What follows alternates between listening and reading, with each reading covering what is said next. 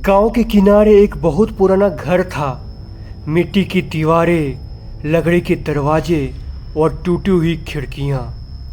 लोग उसे नीचे वाला घर कहते थे, क्योंकि कहते हैं उसी घर के सामने नीचे वाली जमीन में कुछ जीवित है। गांव के बच्चे वहां खेलने तक नहीं जाते थे। शाम ढलते ही वहां से एक अजीब सी सूं सूं की आवाजें आती थी, जैसे कोई जमीन के नीचे फुसफुसा रहा हो। वही घर अब एक बूढ़ी दादी के पास था। दादी गांव की सबसे उम्रदार और अकेली औरत थी। सफेद बाल, झुकी हुई कमर और हाथ में हमेशा एक चाय की कप रहती थी। रोज उस घर के बाहर बैठकर बड़बड़ाती थी और चाय पीती थी, मानो किसी से बात कर रही हो। गांव वाले उसे देखकर सिर हिलाते और बोलते, बेचारी पागल हो गई है। लेकिन कोई भी उसके पास ज्यादा देर टिकना नहीं चाहता था। एक दिन गांव की औरतों ने देखा कि दादी जमीन को साफ कर रही है। मिट्टी हटाकर वो उसे बार बार थपथपा रही है। तभी किसी ने पूछा, दादी तू नीचे क्या ढूंढ रही है? तभी दादी मुस्कुराई। उसकी आंखों में डर और अपनापन दोनों झलक रहे थे और बोली, वो नीचे है, सो रही है। अभी नहीं, मगर वह बहुत जल्द आएगी। यह सुनकर औरतें घबरा गई। उस दिन से कोई भी उस घर के पास नहीं गया। रात में जब हवा चलती तो लगता जमीन हिल रही हो। मिट्टी के नीचे से किसी के खुरखुराने की आवाज आती। कहते हैं दादी हर रात उस जगह पर बैठकर चाय पीती है। अगर दादी ऐसा ना करे तो वह बाहर आ जाएगी। किसी ने कभी नहीं देखा, लेकिन एक दिन देखने की गलती रमेश नाम की एक युवक ने कर दी थी। रमेश शहर से गांव आया था। उसे डर जैसे चीजों पर हंसी आती थी। वो अपने मन में सोचता था, चुड़ैल हुए कुछ नहीं होता, सब नाटक है गांव वालों की।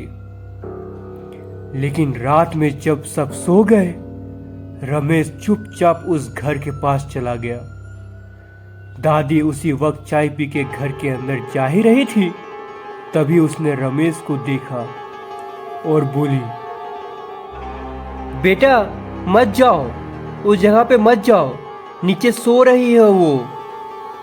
पर रमेश हंसता हुआ बोला, नीचे जो भी है आज उसे देखकर रहूंगा, देखता हूं नीचे कौन है।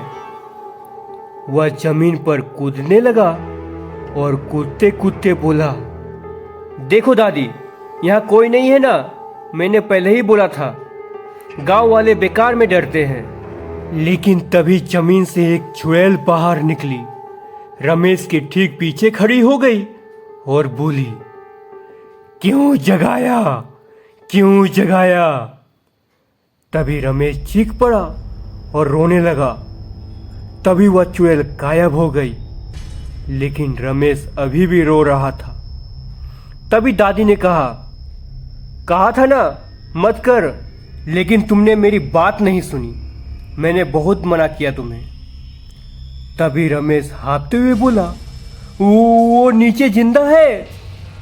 दादी बोली, हाँ जिंदा है, क्योंकि वो कभी मरी ही नहीं थी। सुबह होने से पहले ही रमेश की हालत बिगड़ गई। वो बार बार बड़बड़ाने लगा, वो मिट्टी हिल रही है, वो मिट्टी हिल रही है, वो मुझे बुला रही है। गांव वाले इकट्ठा हुए। दादी भी आई। उसने रमेश के माथे पर हाथ रखा और बोली, अब जो हुआ उसका इलाज नहीं, पर मैं सच्चाई बता दूं। तभी सब चुप हो गए। दादी बैठ गई और बोली, सालों पहले इस घर में मेरी बहन शांति रहती थी। बहुत सुंदर थी, सब उससे प्यार करते थे, मैं भी उससे बहुत प्यार करती थी। पर एक दिन गांव के कुछ लोगों ने उस पर चुड़ैल होने का इल्जाम लगाया। उन्होंने उसे जिंदा जमीन में गाड़ दिया, इसी घर के सामने। तभी लोगों के बीच सन्नाटा छा गया। मैंने बहुत रोका पर किसी ने नहीं सुना और वह मरते मरते बोल के गई, मैं लौटूंगी एक दिन इस मिट्टी को फाड़कर। उस दिन से वो नीचे सो रही है। मैं उसके पास जाकर चाय पीती और बातें करती थी ताकि वो शांत रहे, पर रमेश ने उसे जगा दिया। तभी आसपास का माहौल ठंडा हो गया और दीवारें कांपने लगी। यह देखते ही गांव के लोग भाग गए, लेकिन दादी और रमेश वहीं पे रुके। तभी मिट्टी में से ठंडी हवा उठी और वही चुड़ैल बाहर निकली। वो थी शांति, पर अब इंसान नहीं रही थी।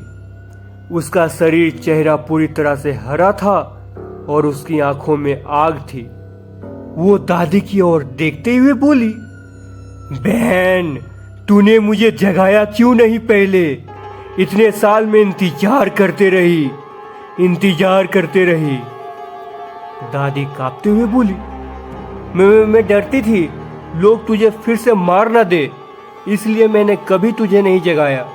तभी शांति ने पास आकर उसके गाल पर हाथ रखा और बोली, अब डरना छोड़ दो, अब कोई मुझे रोक नहीं सकता।